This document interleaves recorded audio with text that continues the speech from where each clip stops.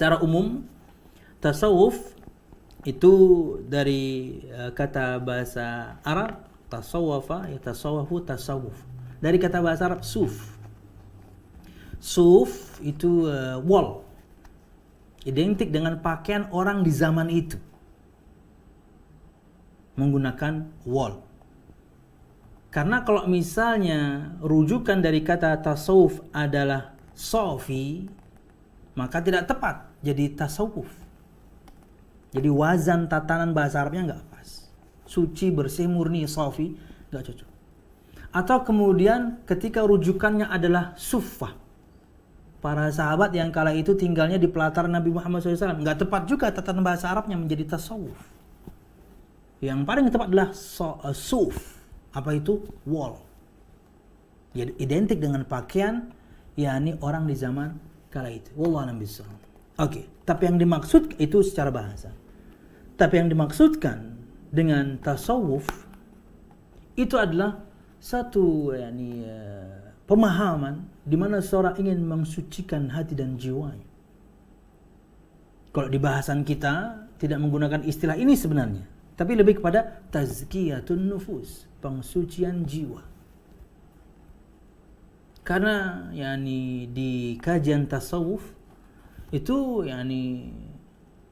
dari pertama saja itu kan ada tarekat-tarekatnya. Ada jalan-jalannya, ada cara-caranya, bahkan ada zikir-zikir yang khusus dimiliki oleh tarekat A, tidak dimiliki oleh tarekat B. Ini agama apa ini? Nabi Muhammad ajarkan satu ajaran untuk semua umat. Tidak ada kemudian khusus untuk ini kita doang ya. Ini zikir ini kita doang nih. Yang lain nggak boleh tahu. Enggak, gimana? Dari situ saja sudah menunjukkan bukan bagian dari syariat Islam. Bahkan di zamannya Imam Asy-Syafi'i itu mencela sekali tasawuf. Kata beliau, asasut tasawufi al-kasal. Tolong jangan marah. Anda ingin marah ke Imam Asy-Syafi'i yang sangat kita agungkan. Tentunya tidak seperti kita mengagungkan Nabi Muhammad SAW. Tapi kita muliakan sekali Imam Syafi'i. Kata beliau, pondasi tasawuf itu adalah kemalasan. Dan semua kita suka bermalas-malasan. Wah, enak. Fitrah kita mungkin ya. Atau mungkin saya saja, Anda mungkin tidak ya. Anda orang yang rajin ya. Tapi fitrah, saya nggak bisa katakan fitrah. Tapi secara umum deh. Ya, pekerjaan yang tidak melakukan apa-apa itu enak banget. Kamu kerjanya apa? Ini kerja saya. Apa? Nggak ada kerjaan. Santai, bermalas-malasan, enak. Lah kemudian kemalasan seperti ini didukung dengan kaedah-kaedah agama. Apa nggak mantep? Kalau Anda sudah sampai nanti di level tertentu, Anda bersatu dengan Tuhan. Ini adanya di kajian tasawuf. Prinsip al-hulul wal-ittihad, persatuan dan peleburan. Bahasa Jawanya manunggaling kawulo Gusti. Manunggaling jadi satu. Kawulo saya kulo, Gusti Tuhan. Saya dan Tuhan jadi satu. Kalau sudah sampai level itu, sudah gugur dari Anda beban. Tidak apa-apa Anda meninggalkan kewajiban, tidak apa-apa Anda bermaksiat. Anda sudah jadi satu sama Tuhan. Apaan? Nabi Muhammad aja nggak gitu. Agama dari mana ini? Nabi Muhammad, kita sebutkan tadi keutamaannya di antaranya. Orang yang jelas surganya, yang pertama kali untuknya dibukakan pintu surga, kalau salah langsung diingatkan. Paling mulia di antara semua Nabi dan Rasul. Masih sholat malam. Nabi Muhammad itu masih sholat malam. Apa artinya? Sholat sunnah masih beliau kerjakan. Anda nggak usah bertanya yang wajib, yang sunnah masih beliau kerjakan. Yang wajib nggak usah ditanya.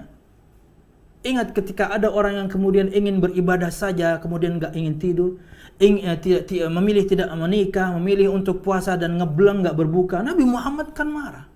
Siapa nih yang ngomong ini? Pengen puasa nggak berbuka, pengen menghidupkan malam nggak tidur, memilih untuk tidak menikah. Saya orang paling bertakwa di antara kalian, tapi saya nikah. Saya orang paling bertakwa di antara kalian, tapi saya tidur, saya sholat.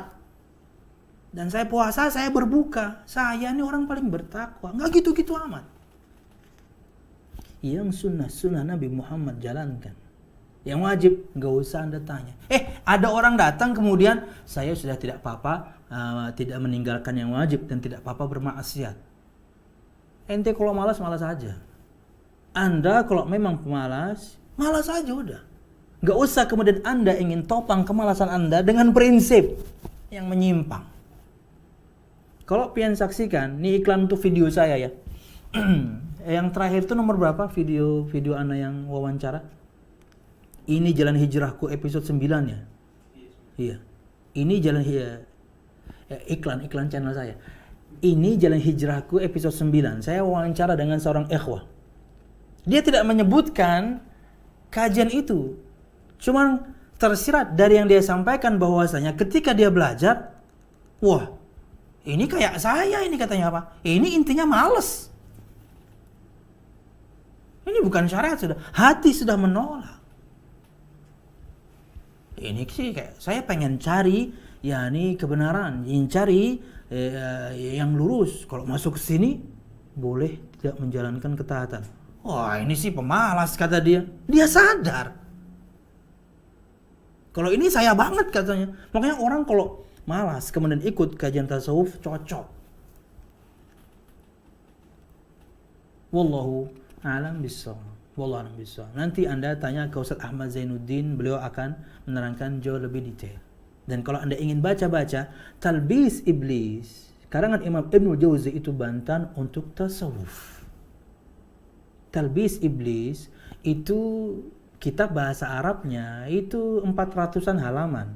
Terjemahannya ya panjang. Kitab asli bahasa Arabnya 400 halaman. Separuhnya membantah tasawuf. Jadi memang itu kitab bantahan untuk sufi ya. Talbis Iblis yang kita bahas setiap hari apa, Pit? Setiap Ahad. Kita bahas setiap hari Ahad. Jam 10 pagi. Rifkon juga merilai. Subuh apa?